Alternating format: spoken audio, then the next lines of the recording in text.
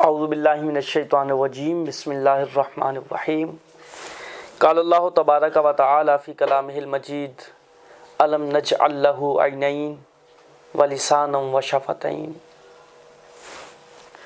جس آیت کی ابھی میں نے تلاوت کی ہے اس میں اللہ تعالیٰ ہمیں سکھانے کے لیے ہم سے سوال کر رہا ہے، کیا میں نے تمہارے لیے 2 آنکھیں نہیں بنائی؟ کیا تمہارے لیے زبان اور 2 ہونٹ نہیں بنائے؟ اس آیت سے ہمیں کیا سیکھنے کو ملتا ہے؟ میں اس میں سے جس بات پر کلام کرنا چاہ رہا ہوں وہ زبان ہے۔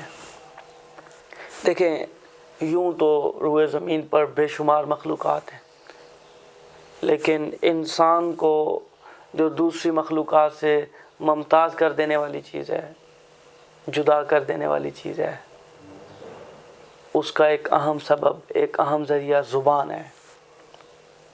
اللہ نے ہمیں یہ نعمت دی ہے۔ اب رسول کریم صلی اللہ علیہ وسلم کے فرامین کا جب ہم مطالعہ کرتے ہیں تو پتہ چلتا ہے کہ بندہ کوئی کلمہ بولتا ہے تو وہ جنت میں داخل ہو جاتا ہے، اسی زبان کو ہلاتا ہے، اس سے چند کلمات ادا کرتا ہے، وہ ایمان سے نکل کر کفر میں داخل ہو جاتا ہے، شرک میں داخل ہو جاتا ہے۔ یہ زبان بہت اہم بھی ہے، بہت نازک بھی ہے۔ اس کو استعمال کرنے کے آداب کیا ہیں وہ ہم پر سیکھنا لازم ہے۔ تو میرے آقا صلی اللہ علیہ وسلم کے فرامین میں سے ایک فرمان میں آپ کے سامنے رکھتا ہوں۔ حضور سرور عالم صلی اللہ علیہ وسلم نے فرمایا، املاء الخیر خیر من السکوت۔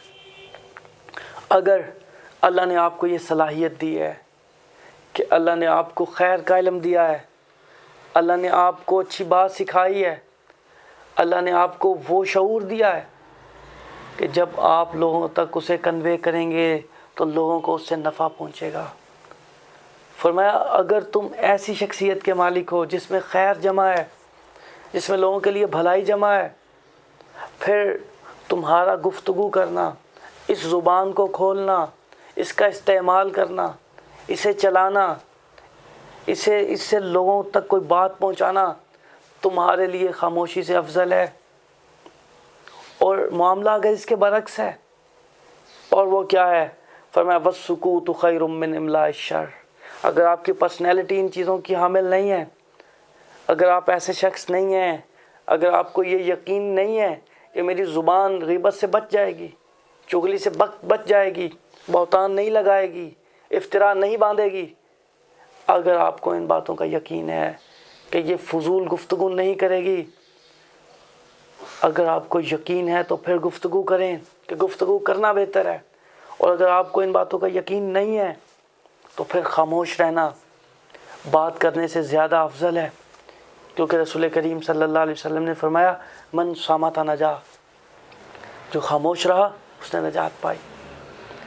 اب آپ نے دیکھا ہوگا کہ ہمارے ہاں ایک کنسیپٹ پایا جاتا ہے کہ شاید کسی چیز کو آن کرنا ہی اس کا استعمال ہے، کسی چیز کو آف کرنا اس کے استعمال میں شمار نہیں کرتے، حالانکہ یہ سب سے بڑی غلط فہمی ہے۔ آپ کو معلوم ہے کہ اگر کوئی چیز آف ہی نہیں ہوگی تو آن کیسے کریں گے؟ تو زبان کو آن کرنا بھی ایک کام ہے اور زبان کو آف کرنا بھی ایک کام ہے، یعنی اس کو کب چلانا ہے اور اسے کب بند رکھنا ہے، کب اسے بات کرنی ہے اور کب خاموش رہنا ہے، یہ سب سیکھنا ہم پر لازم ہے۔ اگر ہم اپنی زبان پر کنٹرول کر رہے ہیں اور اپنی دونوں ٹانگوں کے درمیان موجود اپنے شرمگاہ پر کنٹرول کر لیں تو یقین جانیے میرے آقا نے فرمایا میں تمہیں جنت کی ضمانت دیتا ہوں۔ کوشش کریں زبان کا استعمال اپنی بچوں کو سکھائیں، جو بھی چھوٹے ہیں، اگر انہیں چھوٹے ہوتے ہوئے یہ سکھا دیا گیا تو انشاءاللہ جب وہ بڑے ہوں گے تو بہت سے معاملات میں آسانی ہو جائے گی، ہم بہت سی تکلیفوں سے، بہت سی برائیوں سے بچ جائیں گے۔ اللہ سے دعا کرتا ہوں عمل کی توفیق عطا فرمائے۔